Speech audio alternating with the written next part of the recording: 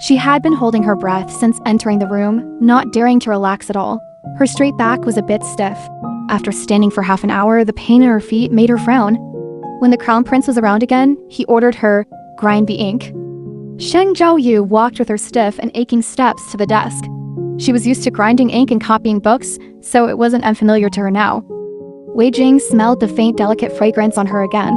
He was more particular about cleanliness than others and always took great care of himself no matter when. The man frowned and asked, "What kind of fragrance do you use?" Sheng Jiaoyu was startled for a moment and replied, "I don't use any fragrance." Hearing this, Wei Jing's frown deepened. Out of the corner of his eye, the man caught sight of her fingers grinding the ink. They were a pair of hands that had never known hardship, slender and snow-white with distinct knuckles and neatly trimmed pinkish-white fingernails. In a short while, Wei Jing coldly looked away. He was about to lift his sleeve to pick up the cup on the upper right corner of the desk when his rough fingers accidentally grabbed the wrong place and tightly grasped her sleeve wrist. The young lad was greatly shocked and lost his usual composed and aloof demeanor.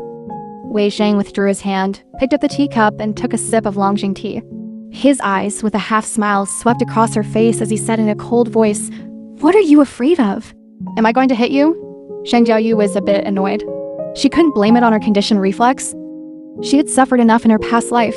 The young emperor was full of vigor and was extremely energetic in tormenting people.